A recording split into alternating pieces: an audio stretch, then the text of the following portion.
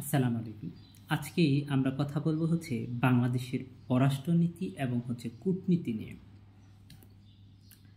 পৃথিবীতে প্রত্যেক সফল রাষ্ট্রই তাদের সফল হওয়ার পিছনে পররাষ্ট্রনীতি এবং তাদের কূটনীতিতে একটা কৌশলগত অবস্থান তাদেরকে উন্নয়নের দিকে ধাপে ধাপে নিয়ে গিয়েছে।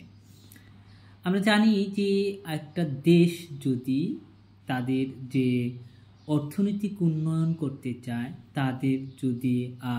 তারা যদি ডে বাই ডে তারা যদি ডেভেলপড করতে চায়, অবশ্যই তাদেরকে কিন্তু তাদের যে কৌশলগত উন্নতিটা এবং তাদের যে পররাষ্ট্রনীতির যে কৌশলটা, এটাকে কিন্তু স্মুথ করতে হবে এবং এটাকে কিন্তু খুব যে স্মুথলিভাবে এটাকে হ্যান্ডেল করতে হবে।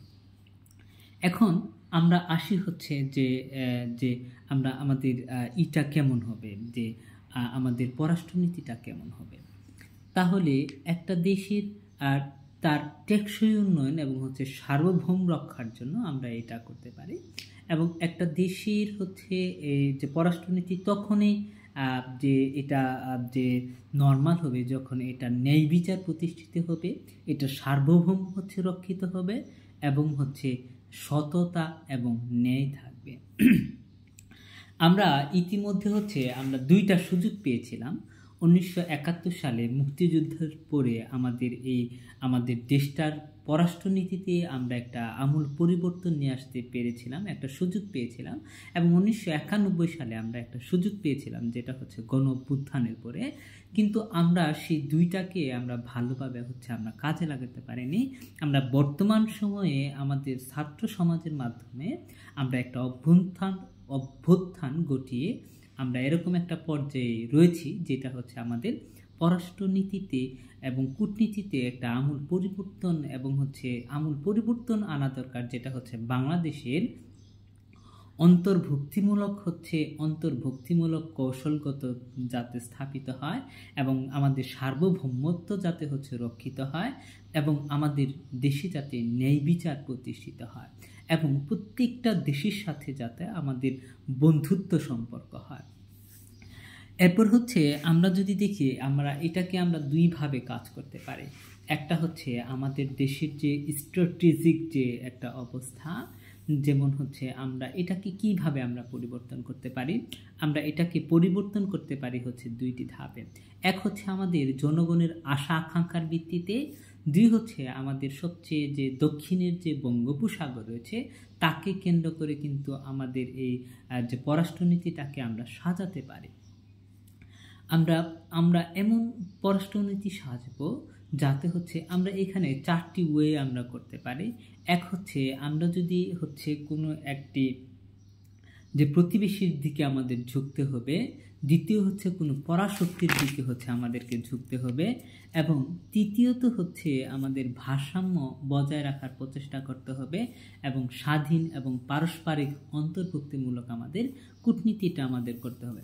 আচ্ছা, দেখি এর আগে চীন। আমরা যদি দেখি যে চীন কিন্তু যে 1962 সালে যে ভারতের সাথে চীনের একটা যুদ্ধ হয়, এই যুদ্ধের পরে কিন্তু চীন তার কৌশলগত যে কূটনীতি এবং কৌশলগত যে পররাষ্ট্রনীতি, এটা কিন্তু চেঞ্জ করেছে এবং তার এটার উপরে ভিত্তি করে সে কিন্তু একটা যে ভারত কিন্তু একটা তাদের যে পররাষ্ট্রনীতিতে একটা আমূল একটা পরিবর্তন নিয়ে আসছে।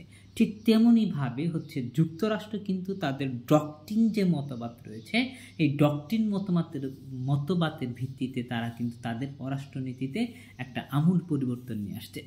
এখন আমাদের সময় এই যে জুলাই আগস্ট, আমরা আগস্ট এবং জুলাই, এবং এই সময়ে আমাদের একটা আকাঙ্ক্ষা রয়েছে, আমাদের একটা আশা রয়েছে যে আমাদের পররাষ্ট্র নীতিতে আমাদের চেঞ্জ হবে, আমাদের কূটনীতিতে আমাদের চেঞ্জ হবে। আমরা এরকম বন্ধুত্বপূর্ণ চাই যে আমাদের দেশে এরকম যেতে আমাদের দেশে সাথে সার্বভৌমত্ব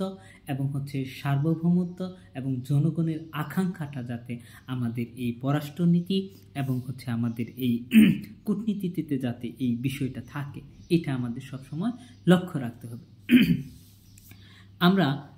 যে আমরা এটাকে নিয়ে হচ্ছে বিভিন্ন ওয়েতে আমরা কাজ করতে পারি।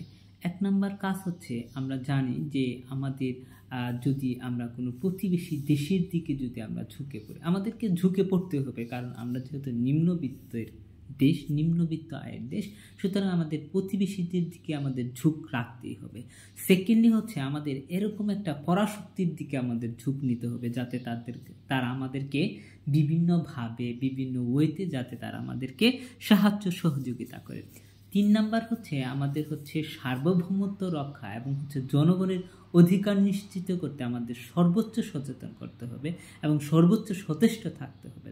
এরপর হচ্ছে আমাদের হচ্ছে ভারসাম্য বজায় রাখার চেষ্টা করতে হবে।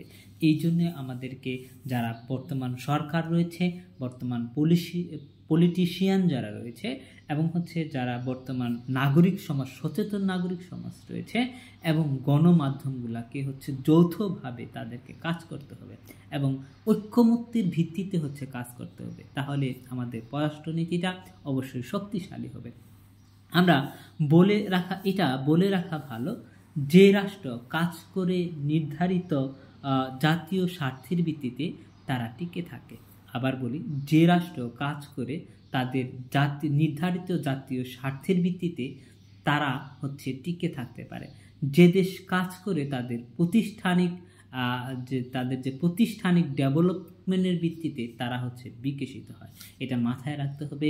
এই পৃথিবীতে, বিশ্বে যাদের পররাষ্ট্রনীতি যত স্মুথ, তারা তত বেশি ডেভেলপ করতে পারে।